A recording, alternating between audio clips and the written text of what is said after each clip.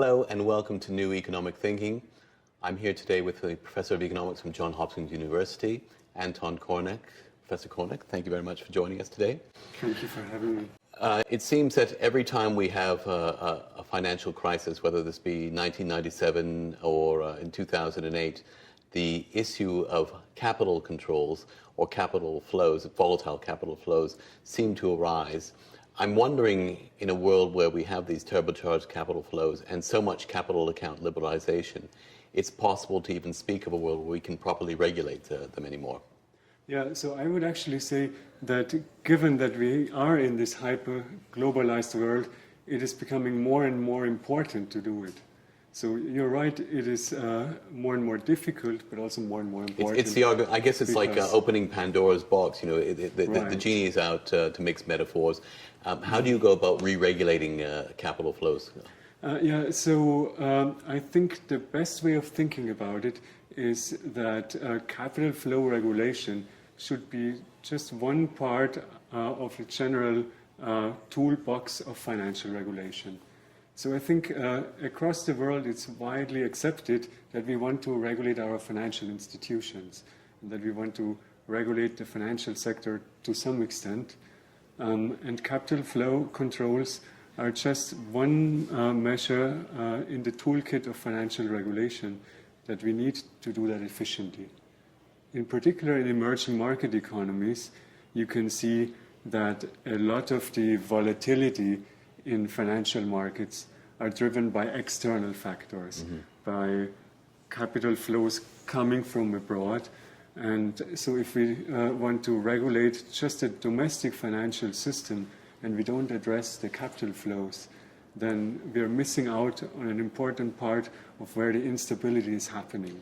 I have in mind the article that Raghuram Rajan wrote in the Financial Times last year when the Federal Reserve talked about winding down on its quantitative easing program, and he complained about the impact that was likely to have on emerging economies as one example. So, but how does the Federal Reserve in that situation? Should it be conducting policy with a view towards the impact it might have on, say, a country like India or Brazil when it's got a national mandate? Yeah. So, in my view, and I articulated in a paper called "Currency Wars or Efficient Spillovers." In my view, the Fed should not. So the Fed should concentrate entirely on its domestic mandate.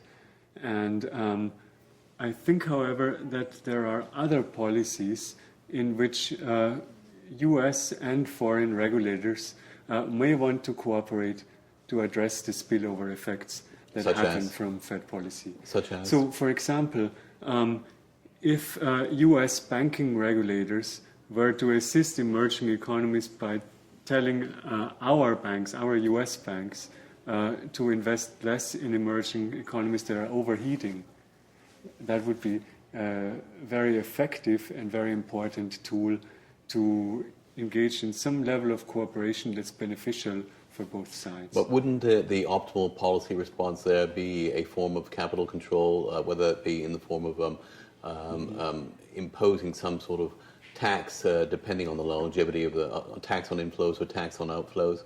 That would seem to be the best way to deal with that, wouldn't it? So such a measure can be interpreted as a capital control, but it turns out that oftentimes it is actually possible to address capital flows at the receiving end, but also at the giving end.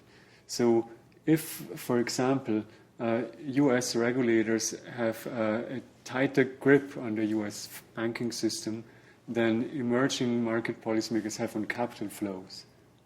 And if we want to regulate those cross-border flows, it would be more desirable to regulate them on the end where they're coming from than on the end where they're going. In fact, I would think that might be the only way legally that you could do it right now, because many of the new so-called trade agreements actually have nothing to do with trade, but they do have very much something to do with the regulation or the lack of regulation of capital controls. That's my understanding. So it's impossible now for maybe a country like Malaysia to do what it did in 1998. Yeah, you're addressing a point that's really important. And in some ways, I would say, a political economy point that goes beyond the economic theory that we have been talking about, which is that the US is trying to tie the hands of more and more countries to not use capital controls by putting clauses in trade agreements that prevent them from doing so. Now, in principle, countries who have signed that are legally not able to impose capital controls. But there's, I would argue, two extra considerations to that. So one of them, if a country is in a full-blown crisis, like, for example, what Malaysia experienced in 1997, or let's say Iceland in 2008, 2009, or Cyprus a year later, global policymakers, including the IMF, have actually advocated capital controls in recent years. And so you could use that under the rubric of financial stability. That do, and I presume that a lot of these agreements have a financial stability clause, or even if they don't, there are domestic considerations. Yeah. But they have domestic considerations that would probably allow them to justify it on the ground. So, as you say, that there's a major financial crisis, and in the event of a major crisis, there's probably a way of designing the measures such that they don't discriminate between domestic and foreigners. And as long as they're non-discriminatory, you can call them financial stability measures and not capital control. In an ideal world, if all domestic central banks and I guess treasuries were to conduct policies in an optimal manner, that there wouldn't be the need for international coordination.